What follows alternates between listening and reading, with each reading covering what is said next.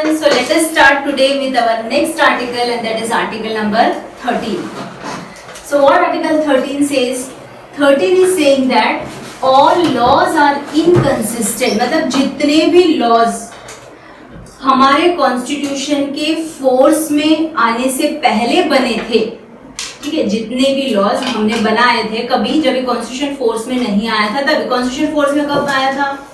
26 जनवरी 1950। तो 26 जनवरी 1950 के पहले जितने भी हमारे कंट्रीज में लॉज बने हैं, वो अगर कहीं ना कहीं भी वायलेट हो रहे फंडामेंटल राइट्स के, एक चीज ये, दूसरा इन जनरल वो बोल रहा है कि फोर्स होने के बाद भी कोई भी ऐसा लॉ नहीं बनेगा जो फंडामेंटल राइट्स को वायलेट करेगा। तो 13 इन जनरल अगर आर्टिकल डिस्कस करें तो वो क्या बोल रहा है कि पहले के लॉज इनवैलिड हो जाएंगे अगर वो फंडामेंटल राइट्स से वायलेट हो रहे तो, और सेकेंड चीज वो बोल रहा है कि अब से 26 जनवरी 1950 के बाद से तो पार्लियामेंट को ऐसा कोई लॉ बनाना ही नहीं है जो फंडामेंटल राइट्स को वायलेट करे, और अगर ऐसा कोई लॉ बनता है तो उन सारे लॉज को हम लोग क्या बोलेंगे? Invalid to the constitution. तो इन जनरल आर्टिकल 13 में ये बोला है कि जुडिशरी को हम ये पावर देते हैं कि उनको जितने भी लॉज एफआर से टकरा रहे हो, कॉन्ट्रावीन हो रहे, उन सारे लॉज को क्या डिक्लेयर करना है? वॉइड या फिर इनवैलिड डिक्लेयर करना है। फिर चाहे वो लॉज बिफोर द कॉन्स्टिट्यूशन पास हुए हो या फिर वो लॉज आफ्टर द कॉन्स्टिट्यूशन पास हुए। तो इन जनरल 13 में क्या दे रखा है? जुडिशियल रिव्यू का पावर दे रखा है। किसको? जुडिशरी को। पर 13 में जो जुडिशियल रिव्यू का पावर है, मतलब किसी भी, what is judicial review? Judicial review ये एक ऐसा पावर है कोर्ट का, दो ही कोर्ट एंजॉय कर रही है जुडिशियल रिव्यू, एक तो कौन? सुप्रीम कोर्ट, और दूसरा कौन? High court. दो ही कोर्ट को वो पावर मिला है कि अगर मान लो कोई भी लॉ ऐसा बनता है जो कहीं ना कहीं पीपल के फंडामेंटल राइट से वायलेट हो, तो उस पर्टिकुलर लॉ को हमें क्या करना है? इनवैलिड डिक्लेयर करना है। अब ये तो बात हो गई फंडामेंटल राइट की, लेकिन फंडामेंटल राइट के अलावा और भी बहुत सारे कॉन्स्टिट्यूशन में प्रोविजंस है, तो उसमें अगर ऐसा कोई लॉ बन रहा है जो वो प्रोविजन को कॉन्ट्रावीन करेगा, तो क्या उसको इनवैलिड डिक्लेयर कर सकती है सुप्रीम कोर्ट और हाई कोर्ट? हाँ, उसको भी कर सकती है, लेकिन उसके लिए 13 में नहीं बोला है। 13 में क्या बोला है? 13 में एक्सप्लिसिटली सिर्फ और सिर्फ एफआर के बारे में बोला है कि अगर एफआर के प्रोविजंस को लॉ वायलेट कर रहा है तो उसको इनवैलिड जब सुप्रीम कोर्ट बोल रहा है तो वो उसका जुडिशियल पावर है, जुडिशियल रिव्यू का पावर है।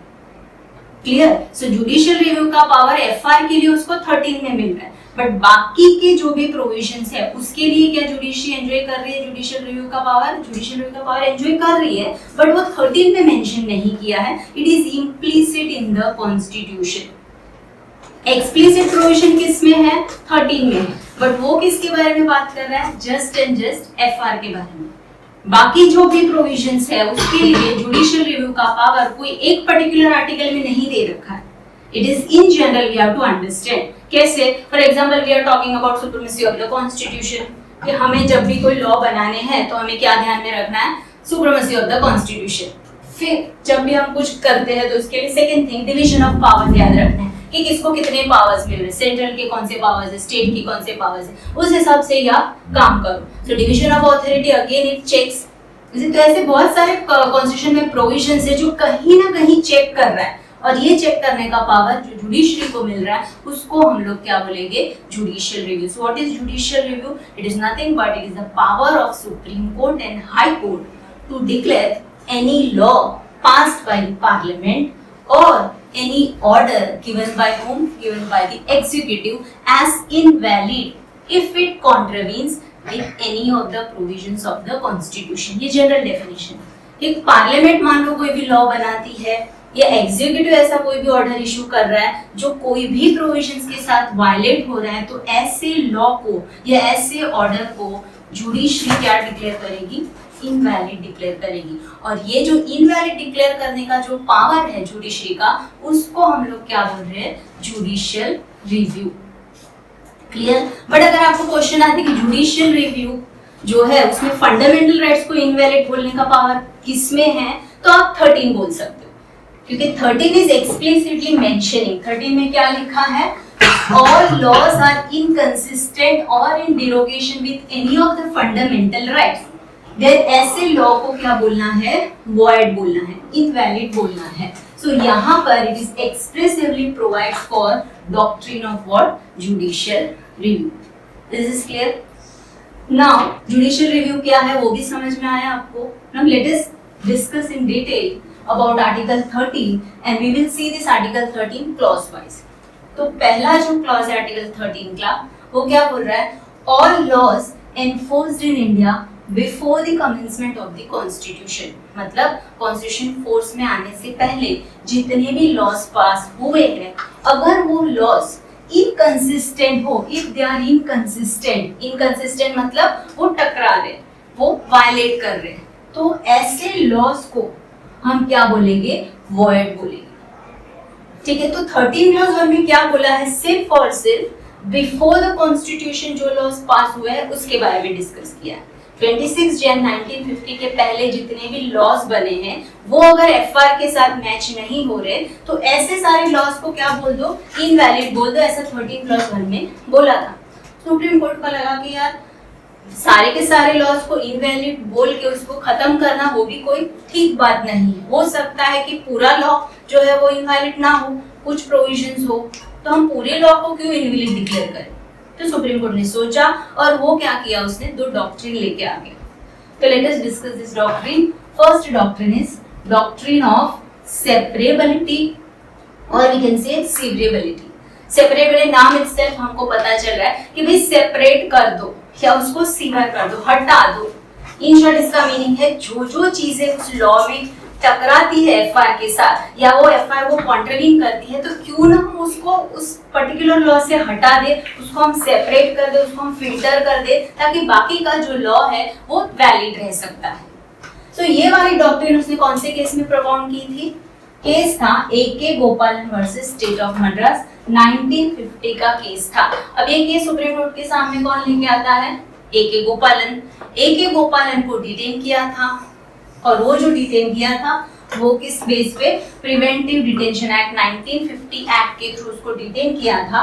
और इस पर्टिकुलर एक्ट में सेक्शन 14 जो था वो क्या बोल रहा है कि जब भी हम किसी पर्सन को डिटेन करते हैं तो उसको हम लोग ग्राउंड्स नहीं बोलेंगे कि आपको क्यों पकड़ा है. ठीक है, अरेस्ट भी किया, डिटेन भी किया और क्यों डिटेन किया है वो ग्राउंड्स नहीं बोलना है, ऐसा सेक्शन 14 बोल रहा है.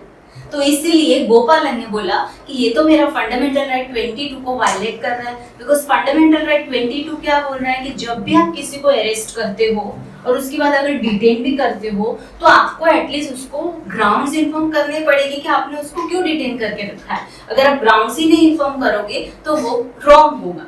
तो 22 तो मुझे बोल रहा है कि ग्राउंड्स इन्फॉर्म करना चाहिए, बट यहाँ पर क्या है, ग्राउंड्स इन्फॉर्म नहीं करना चाहिए ऐसा बोल रहा है. तो इसलिए सेक्शन 14 जो है वो मेरे फंडामेंटल राइट को वायलेट कर रहा है. तो सुप्रीम कोर्ट को लगा बराबर है ये तो, क्योंकि आज की तारीख में जो प्रेजेंट है 22 हमको बोल रहा है कि आपको मिलना चाहिए.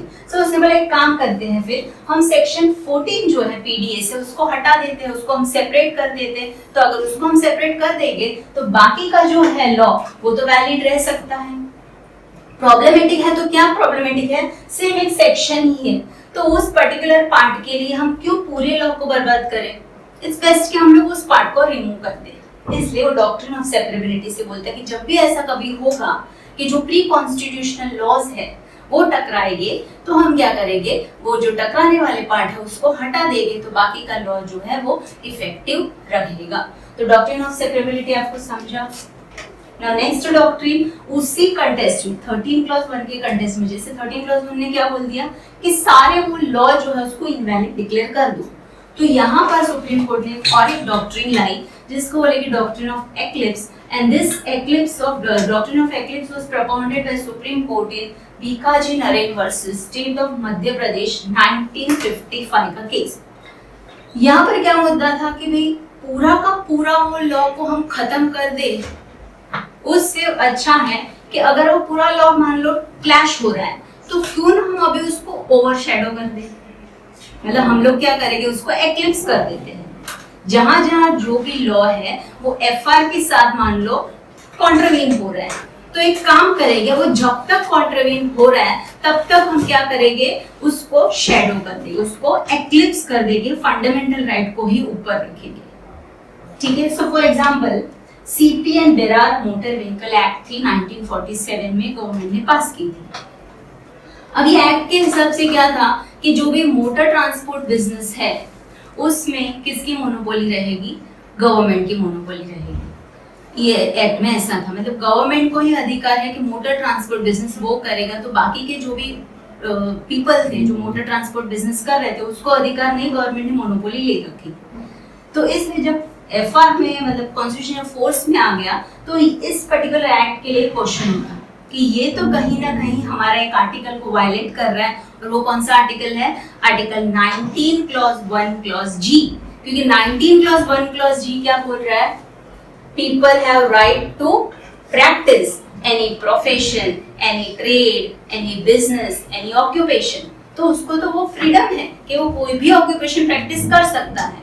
तो अगर मैं मोटर ट्रांसपोर्ट का बिजनेस कर रहा हूँ, उसका मेरा मतलब वही मेरा प्रोफेशन है, तो गवर्नमेंट इस पे कैसे मोनोपोली ले सकती है। अगर गवर्नमेंट ने मोनोपोली ली तो मेरा फंडामेंटल राइट वायलेट हो रहा है। तो ये एक्ट जो है वो कहीं भी वैलिड नहीं है प्रेजेंट डे कॉन्स्टिट्यूशन, इसलिए इस पे क्वेश्चन उठा था। और तभी क्या किया कि ठीक है ये इनवैलिड है, तब तक हम क्या करेंगे, इसको एक्लिप्स करके रख देंगे। हम 19 क्लॉज 1 क्लॉज जी को ऊपर रखेंगे और ये जो एक्ट है उसको नीचे दबा के रख देंगे, इसको खत्म नहीं करेंगे। जब मान लो कि जिस वजह से वो टकरा रही है जो प्रोविजन, अगर फ्यूचर में वो बात हट जाती है अमेंडमेंट के थ्रू, तो हम वापस ये लॉ को ऊपर ला सकते हैं। सो फॉर द टाइमिंग क्यों ना हम उसको एक्लिप्स कर दे, दबा दे, फिर मान लो वो जो प्रोविजन था जो टकरा रहा था वो फ्यूचर में हट जाता है, तो हम वो लॉ को वापस इफेक्टिव बना सकते हैं। ऐसे ही हुआ कि 1951 में फर्स्ट अमेंडमेंट एक्ट पास हुई थी, इजंट इट। तो फिर क्या हुआ, उसमें एक आर्टिकल था हमारा 19 क्लॉज 6, उसको अमेंडमेंट किया था और उस अमेंडमेंट के थ्रू क्या बोला था कि ये जो मोटर ट्रांसपोर्ट बिजनेस है उस पे स्टेट की ही मोनोपोली रहेगी। मोनोपोली जो है मोटर ट्रांसपोर्ट बिजनेस में वो सिर्फ और सिर्फ स्टेट की रहेगी। तो अब यहाँ तो ये रेस्ट्रिक्शन ही हट जा रहा है। और स्टेट क्यों मोनोपोली रख सकता है, क्योंकि अगर पब्लिक इंटरेस्ट में कोई बात हो तो वो कोई भी ऑक्यूपेशन में उसकी मोनोपोली ले सकता है। तो दैट्स व्हाई फिर वो रेस्ट्रिक्शन हट जाता है, क्योंकि यहाँ पर तो गवर्नमेंट ने अमेंडमेंट करके 6 में डाल ही दिया वो प्रोविजन कि गवर्नमेंट मोनोपोलाइज कर सकता है कोई भी बिजनेस को। जब गवर्नमेंट मोनोपोलाइज कर सकता है तो फिर ये क्वेश्चन ही हट जाता है। तो उसके बाद फिर ये जो बेरार मोटर व्हीकल्स एक्ट थी वो वापस फोर्स में आ गई, उसको वापस रिव्यू किया और उसको ऊपर ला रखा। तो in short doctrine of eclipse में सुप्रीम कोर्ट ने इतना ही समझाया कि मान लो कोई भी लॉ अगर कॉन्ट्रीब्यूट कर रहा है फंडामेंटल राइट को, तो उसको टोटली खत्म मत कर दो। It is not dead altogether, but it should be eclipse under fundamental rights, because in future if through amendments that part has been removed, then what we can do, we can bring that particular law effective again. Is this clear? So ये दो doctrine हमको 13 clause 1 के through supreme court ने दी। तो 13 clause 1 बोल रहा है कि लॉ को खत्म कर दो, पर सुप्रीम कोर्ट ने बोला कि हम लॉ को खत्म नहीं करेंगे, या तो जो बेकार पार्ट है उसको हटा देंगे, या तो फॉर द टाइम बीइंग हम क्या करेंगे, उस लॉ को दबा के रखेंगे। ये दो चीजें 13 क्लॉज 1 में एक्सप्लेन की गई supreme court. So let us continue today with Article 13. We will discuss about what Article 13 Clause 2. Article 13 Clause 2 क्या बोल रहा है? State shall not make any law which takes away the rights conferred by Part 3. इसका मतलब क्या हो रहा है? State को कोई ऐसा लॉ बनाना ही नहीं जो फंडामेंटल राइट्स को छीन सके। किसी का भी फंडामेंटल राइट वायलेट हो, ऐसा कोई लॉ स्टेट को बनाना ही नहीं है। क्लॉज 1 में क्या था जो हमने कल देखा था कि वो लॉज ऑलरेडी बन चुके थे कभी कॉन्स्टिट्यूशन फोर्स होने से पहले। अगर ऐसे कोई लॉ वायलेट हो रहा है तो हम उसको इनवैलिड करेंगे, वो चीजें हमने देखी। लेकिन 13 क्लॉज 2 में क्या बोल दिया कि अब से आप ऐसे लॉ बनाओ ही मत जो फंडामेंटल राइट्स को वायलेट करे, और अगर इन केस फिर भी आपने बना दिया तो ऐसे जो लॉज है उसको हम लोग क्या मानेंगे, इनवैलिड डिक्लेयर कर सकती है। कौन करेगी? जुडिशरी। ठीक है। तो ये 13 क्लॉज 2 में दो बात हमें समझनी। फर्स्ट तो लॉ पार्लियामेंट को बनाना ही नहीं है जो फंडामेंटल राइट्स को वायलेट करे। तो सेकेंड चीज हमको ये भी समझनी है इस आर्टिकल के थ्रू ही कि क्या हम फंडामेंटल राइट्स को अमेंड कर सकते हैं? ये क्वेश्चन भी 13+2 के रिलेशन में ही आता है। कैसे? क्योंकि यहाँ पर क्या बोला है, state shall not make any law. ये लॉ जो है मेनली उसके वजह से ये क्वेश्चन बन रहा है। तो क्या हम फंडामेंटल राइट्स को अमेंड कर सकेंगे? क्योंकि इस आर्टिकल ने बोला कि स्टेट को तो ऐसा कोई लॉ बनाना नहीं है जो फंडामेंटल राइट्स को छीने। मतलब कि ये वर्ड जो लॉ है उसमें अगर अमेंडमेंट आ जाएगा तो मतलब कि स्टेट को अमेंडमेंट भी नहीं बनाना है। अगर ये वर्ड जो लॉ है उसमें अमेंडमेंट हम इंक्लूड करेंगे तो मतलब क्या हो जाएगा कि पार्लियामेंट अमेंडमेंट भी नहीं बनाएगा, अमेंडमेंट के थ्रू भी वो फंडामेंटल राइट्स को छीन नहीं सकता। इसलिए क्वेश्चन आया कि can then fundamental right be amended? अगर वो छीन ही नहीं सकता है, फिर चेंजेस ही नहीं कर सकते, तो क्या फिर फंडामेंटल राइट्स को अमेंड करना चाहिए कि नहीं करना चाहिए? समझ में आ रहा है? तो ये सवाल कहाँ पर उठा था? शंकरी प्रसाद वर्सेस यूनियन ऑफ इंडिया 1951 का केस था। यहाँ पर चर्चा क्यों हो गई? क्योंकि क्या हुआ था, फर्स्ट अमेंडमेंट एक्ट जब गवर्नमेंट ने पास किया था, फर्स्ट अमेंडमेंट एक्ट कब पास किया था? 1951 में। और ये फर्स्ट अमेंडमेंट एक्ट ने क्या किया, आर्टिकल जो 15 है उसमें क्लॉज 4 ऐड कर दिया। ठीक है, so 15 clause 4 was added by first amendment act 1951।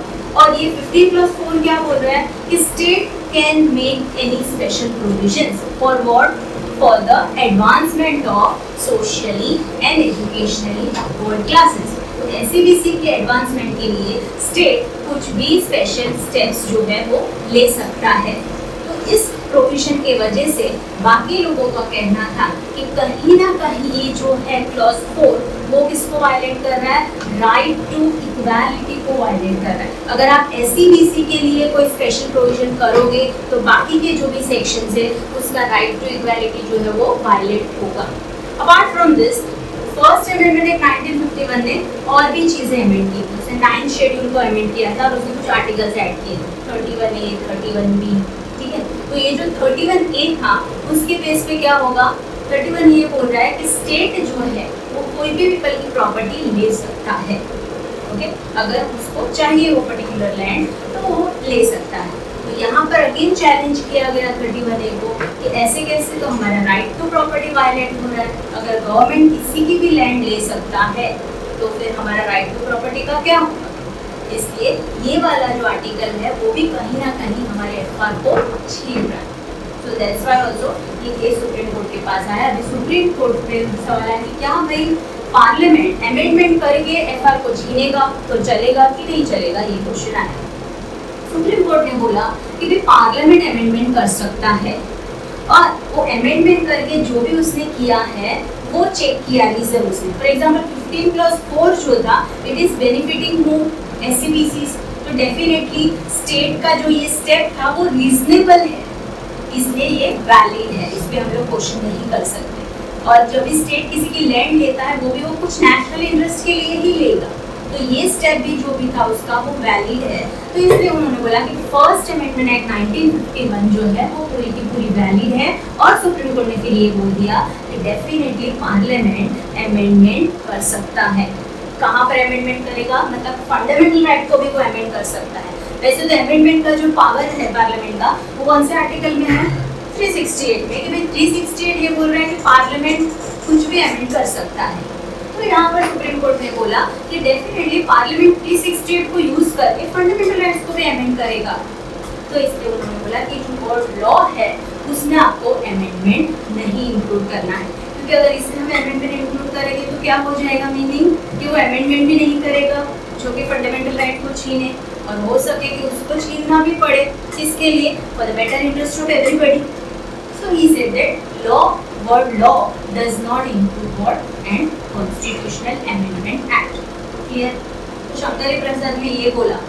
इसके बाद बहुत सारे केसेस आए थे। Sajjan Singh versus state of Rajasthan का जो केस था 1965, तब तक सुप्रीम कोर्ट का सेम निर्णय था। क्या था? कि भाई पार्लियामेंट जो है वो फंडामेंटल राइट्स को अमेंड कर सकता है। लेकिन सुप्रीम कोर्ट ने ये जो अपना निर्णय था वो चेंज कर दिया था। कौन से केस में उसने चेंज कर दिया था? Golaknath versus state of Punjab 1967 का वो केस था। इस पर्टिकुलर केस में उसने अपना निर्णय चेंज किया और क्या बोला कि नहीं भाई, पार्लियामेंट जो है वो फंडामेंटल राइट्स को अमेंड नहीं कर सकता है। क्यों नहीं कर सकता है? क्योंकि fundamental rights it is enjoying transcendental position, it is enjoying immutable position. What do we mean transcendental position? मतलब ओवरराइडिंग पोजीशन। फंडामेंटल राइट इतने इंपॉर्टेंट है कि उससे आगे कुछ भी नहीं देखना है हमको, ठीक है। और इम्यूटेबल का मतलब है कि फंडामेंटल राइट्स कभी भी चेंज नहीं कर सकते। तो इसलिए पार्लियामेंट को हक नहीं है कि वो क्या करे, फंडामेंटल राइट्स को अमेंड करे। बट एक क्वेश्चन यहाँ पर गोलकनाथ के केस में आया क्यों? इसका कारण ये था कि एक एक्ट 17th अमेंडमेंट एक्ट 1964 को चैलेंज किया गया था। इस एक्ट ने क्या किया था, जो 9th शेड्यूल था उसमें उसने बहुत सारे ऐसे एक्ट डाल दिए। तो सुप्रीम कोर्ट को लगा कि अब 9th शेड्यूल में कोई भी एक्ट को डालोगे तो उसके लिए तो हम लोग जुडिशियल रिव्यू नहीं कर सकते, तो ये तो आप मिसयूज कर रहे हो आपका अमेंडिंग पावर। इसलिए इस वजह से सुप्रीम कोर्ट ने फिर इस वाले केस में ये बोल दिया कि आप पार्लियामेंट जो है वो भी अमेंड नहीं करेगा, जिसको फंडामेंटल राइट को अमेंड नहीं कर सकता। क्लियर?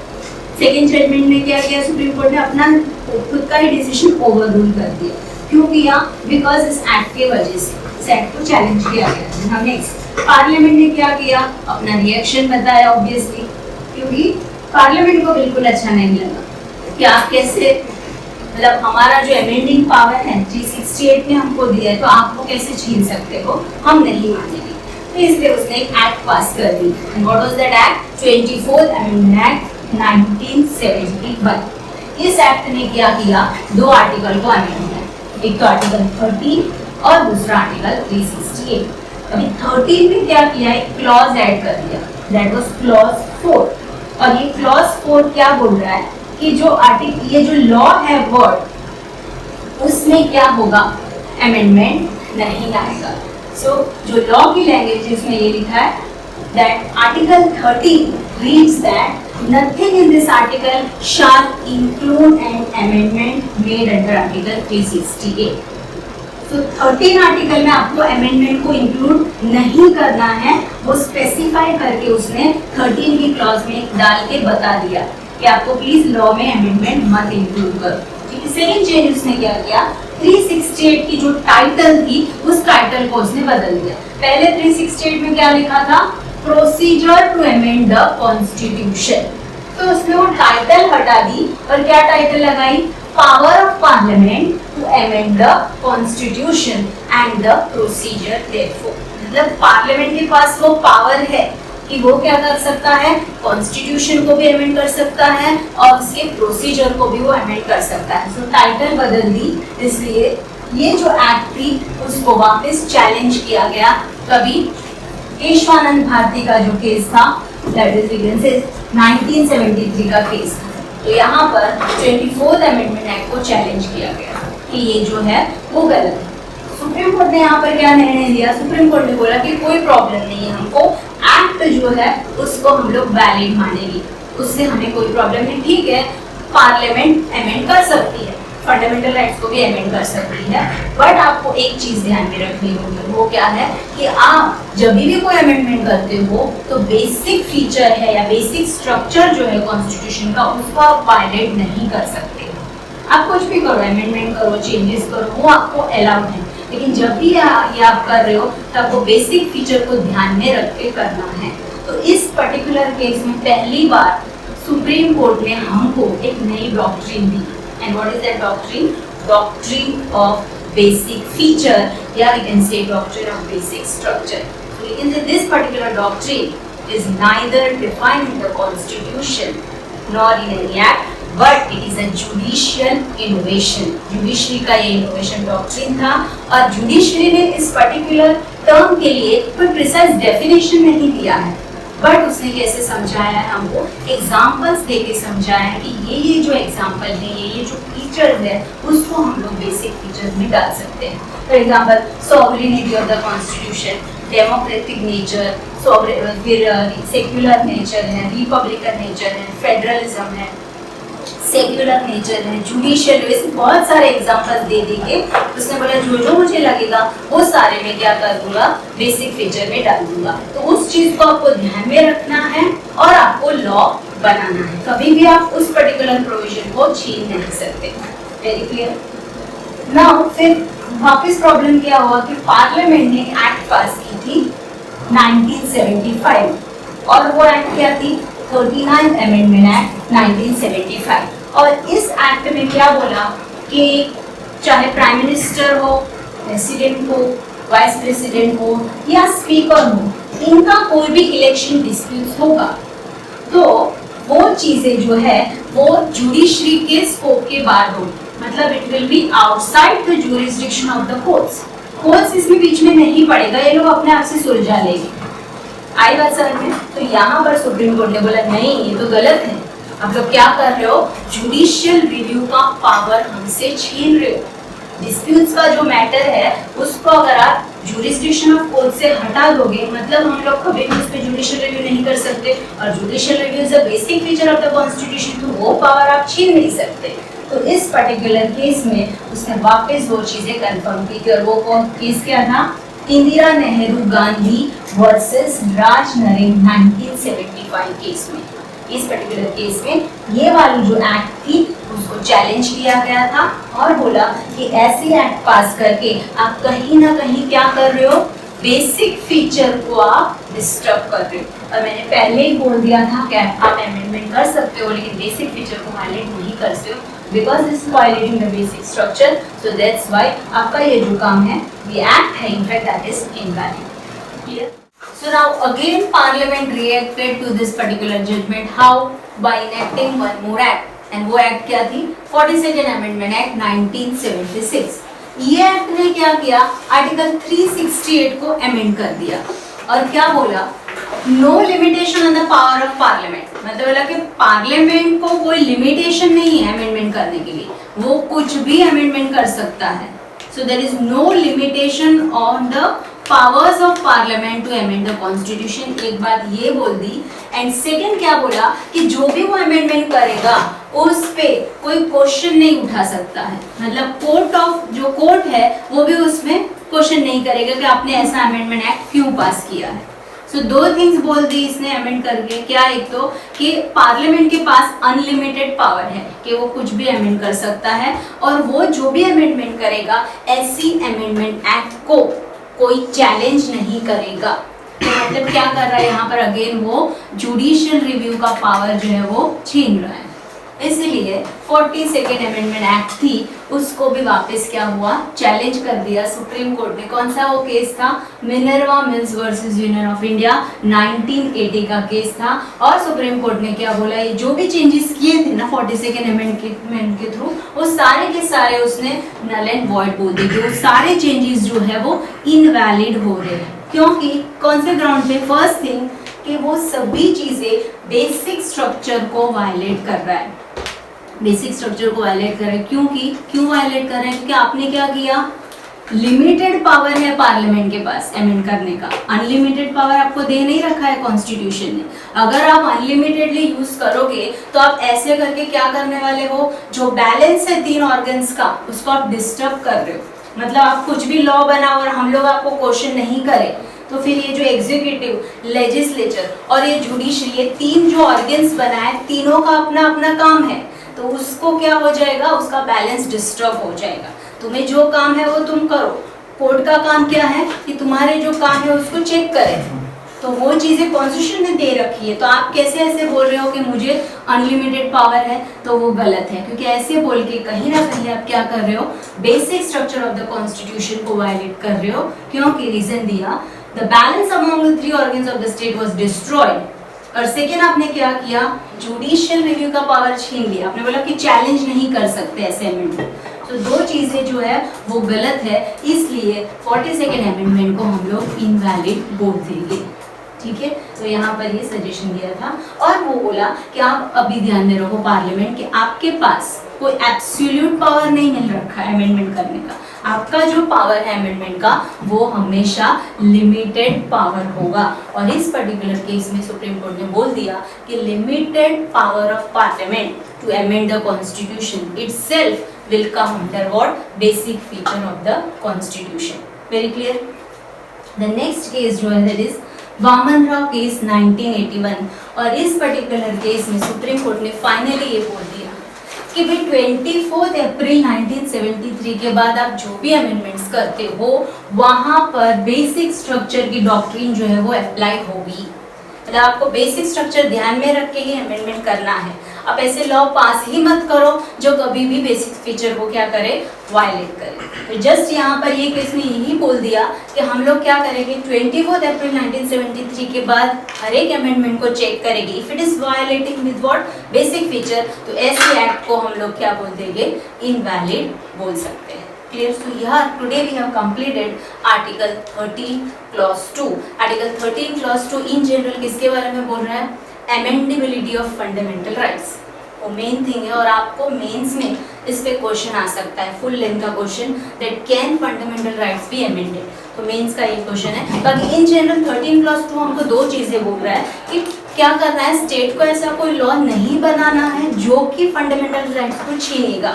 कभी नहीं लॉ बनाना है after the commencement of the constitution. आप लॉ ऐसा बना भी मत, अगर आपने बनाया भी तो हम उसको मानने वाले नहीं हैं। और सेकेंड चीज हमको क्या समझनी है 13 Clause 2 में कि क्या फंडामेंटल राइट्स को पार्लियामेंट अमेंड कर सकती है। तो what is the answer, yes, fundamental rights को पार्लियामेंट अमेंड कर सकती है, बट पार्लियामेंट को क्या करना है, उसके बेसिक स्ट्रक्चर को ध्यान में रख के अमेंडमेंट करना है। You should always think that the basic structure of the constitution should not gate violated bye its own amendment. Clear? Today is the next clause, that is clause 3. And what is clause 3 is saying? It is speaking about meaning of law. मतलब law का meaning क्या है वो article 13 के clause 3 में mention किया है। और यहाँ पर law को क्या बोला है, law will include any ordinance, order, bylaw, rule, regulation, notification, customs, everything which is within the territory and which is in force of law। इसका मीनिंग क्या है कि ये जो law है उसका एक बहुत wider meaning दिया है आर्टिकल 13 clause 3 में। Wider meaning is what? It is talking about many laws. For example, permanent laws which are passed by whom? Which are passed by Parliament as well as state legislature. Second thing, it is also talking about temporary laws. और temporary laws में क्या आ जाएगा? Ordinances. Ordinances कौन issue करता है? President और Governor. Then it is also speaking about certain statutory instruments जिसका nature क्या है, डेलीगेटेड लेजिस्लेशन, और हम बोल सकते हैं एग्जीक्यूटिव लेजिस्लेशन। तो जब भी मैं बोलती हूँ डेलीगेटेड लेजिस्लेशन उसका मीनिंग क्या होता है कि जो लॉ मेकिंग का काम है वो लेजिस्लेचर किसको देती है, एग्जीक्यूटिव को। मतलब कोई मिनिस्ट्री को बोलेगी कि आप डिटेल में इसके लॉ बनाओगे, ऐसा कुछ भी होगा, जब एग्जीक्यूटिव लॉ बनाने का काम करेगा तो उसे हम क्या बोलेंगे, डेलीगेटेड लेजिस्लेशन। तो डेलीगेटेड लेजिस्लेशन में ये सारी चीजें आ जाएगी, मतलब उसमें हो जाएगा rule, regulation, everything, okay, notification, something. And fourth category हम डाल सकते हैं कस्टम्स। तो ये जो कस्टम्स है वो किस कैटेगरी में आएगा, नॉन लेजिस्लेटिव सोर्सेस। मतलब कंट्री के अंदर जो कस्टम्स है वो भी कहीं ना कहीं एक लॉ है, उस हिसाब से वो लोग काम करते हैं। तो ये सारे मीनिंग हमको समझने हैं ए में, that is section article 13 clause 3A। इसमें किसका मीनिंग दिया है, लॉ, जिसमें सब कुछ आ जाएगा, permanent laws, temporary laws, then we can say statutory instruments के फॉर्म में जो डेलीगेटेड लॉज है वो भी आ जाएंगे, और जो कंट्री की कस्टम्स है वो भी तो एक लॉ है। तो ये सारे के सारे लॉ एक एक क्लॉज में हमको समझने हैं। सेकेंड उन्होंने बोला बी में, laws enforced within the territory of India. यहाँ पर लॉज एनफोर्स लिखा है, बट कभी before the commencement of the constitution, यानी कि जितने भी लॉज हमारे कॉन्स्टिट्यूशन में फोर्स नहीं हुआ था उसके पहले जो बन गए हैं उस लॉज की बात भी उन्होंने की है, और वो कहाँ पर डाला है, बी। तो जब लॉ है तो उसमें एस नहीं लगाया है, ये बात ध्यान रखो, और जो बी है उसमें एस लिखा है। तो laws within the territory of India मतलब हमको क्या समझना है कि वो सारे के सारे वैसे लॉज हैं जो कि 26 जनवरी 1950 के पहले बने थे। सो इन शॉर्ट 13 क्लॉज 3 में हमको जस्ट इतना बोला है कि पार्लियामेंट जो भी लॉ पास करता है इसमें ये सब कुछ आ जाएगा। लॉ में क्या आ जाएगा, ऑर्डिनेंस भी आ जाएगा, नोटिफिकेशन भी आ जाएगा, ऑर्डर भी आ जाएगा, सब कुछ ये लॉ के रिलेशन में। और ये कहीं ना कहीं अगर फंडामेंटल राइट्स को वायलेट करेगा तो नहीं चलेगा। ऐसे लॉ को कोर्ट क्या बोलेगी, स्ट्रक डाउन कर देगी, उसको इनवैलिड बोल देगी। Now let us move to the next clause, that is article 13 clause 4। और 13 clause 4 में क्या बोल दिया है कि जो लॉ है, word law, it will not include any constitutional amendment act. Law में अमेंडमेंट एक्ट नहीं आएगा, वो बताने के लिए एक एक्स्ट्रा क्लॉज जो था वो ऐड कर दिया। So this is clear about article 13 and article 13 clause 4। बस उतना ही हमको यहाँ पर समझना।